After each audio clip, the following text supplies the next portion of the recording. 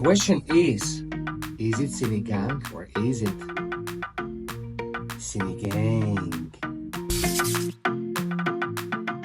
Okay guys, for sinigang, there are a couple of spices that I'm using, but this is optional. I just like the aroma of these specific spices for my sinigang. Usually they just use tomatoes and garlic. They saute this, but I like to make it a lot much more healthier, so I'm gonna be adding ginger. I'm gonna be adding turmeric, just a little bit, and red onions. So yeah, let's start chopping. So I like to chop my tomatoes just this size. I don't have to mince it. Some people just use a little bit garlic, but I like to use a lot because garlic is so good for our, gut. And that's why I'm gonna be adding a couple of cloves in there. There you go. By the way, if you want to skin the garlic faster, that's how I do it. See? It just falls off, just like that. What I do is just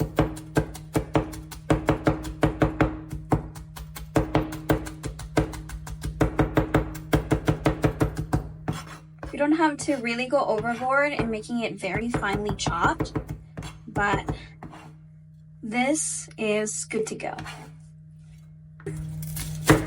Let's chop it up as well.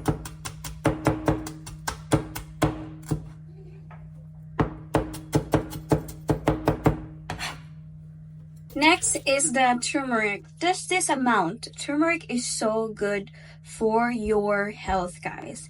It's anti-cancer. Plus, if you mix it up with soup, you definitely would not feel the taste. It has a very subtle taste, when you add it in soup. Now, since we're going to do sinigang, I'm just going to leave the skin. The skin has so many nutrients. And what I do is I just basically do that so that I can chop it easier and more effective. As you can see.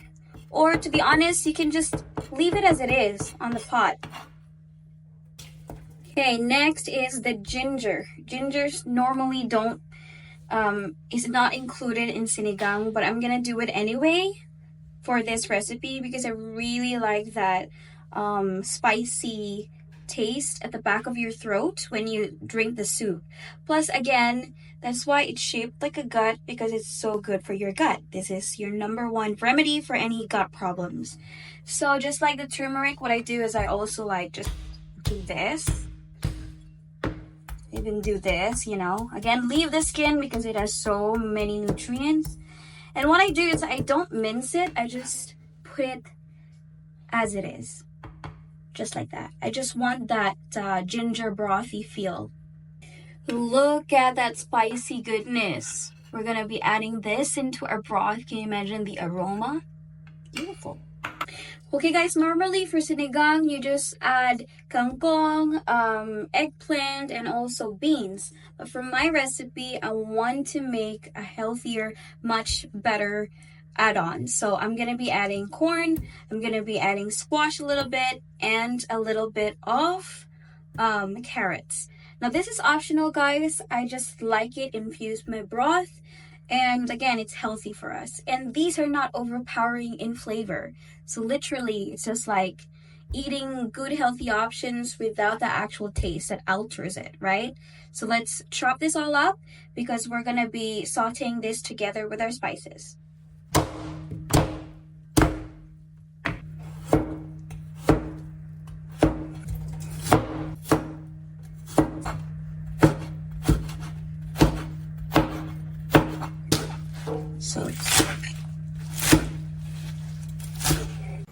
Alright, let's start cooking. In a hot pot, add a little oil. Just that amount. And what you want to do is add all your spices and saute them.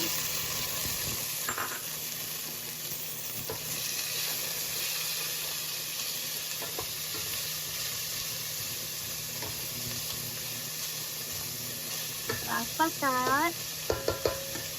Okay guys, I also added some peppers. So once everything has been infused and sauteed, let's add our water.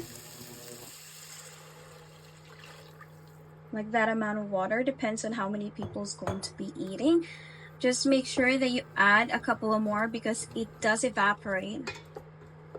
So we're gonna boil that and then we're gonna add our hard vegetables. Alright, once it's boiling hot, then let's add our hard vegetables. I'm also gonna include the eggplant because when you cook it longer, it will give out its natural oil, which I want to infuse in my broth.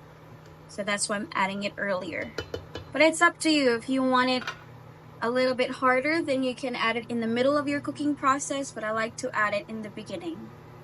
Look at the color. This is because of the turmeric and also our tomatoes. There's so much lycopene in this broth and it's just amazing. Alright, so once the squash and our hard vegetables have softened up, let's add our corn. Now corn actually cooks fast, that's why I'm adding it in the middle of our cooking process. So let's give that 5 minutes and then we're gonna be adding our seasoning and then our beautiful shrimps. Alright, so our 5 minutes is done and I think that our corn is already cooked. Now let's start seasoning. First, I'm gonna be adding my tamarind sauce. Just put a little bit first because you don't want to have that overpowering sourness. I mean, unless you really like that, then go for it. Once that's done, I'm gonna be adding my fish sauce. It could be any brand, guys. That's the amount. And then I like a little bit of a heat in our broth, so I'm gonna be adding a little chili flakes. Let's stir that all together and let's start to taste. Alright guys, I'm gonna be tasting.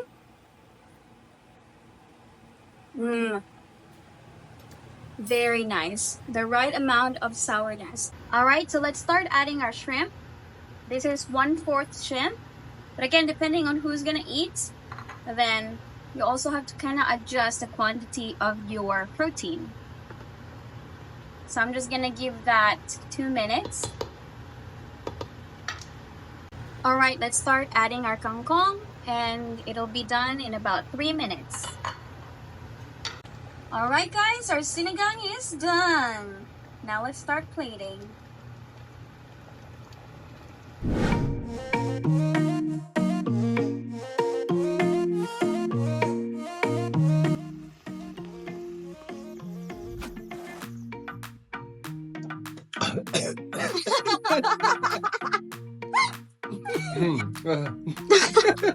How's it, Dago? Ooh, it's spicy. Just the way I like. Okay. First of all, a squash. Who doesn't like squash? Wow. So soft.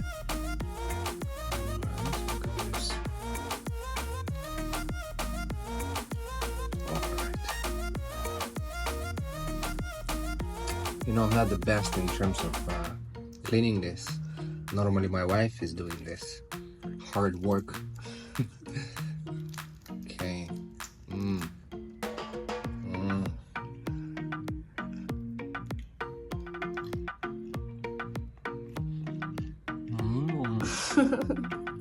Yeah?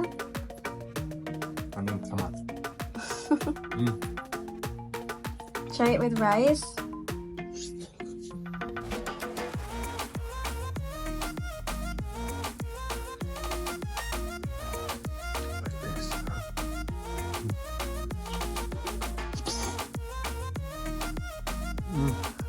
Oh, this one.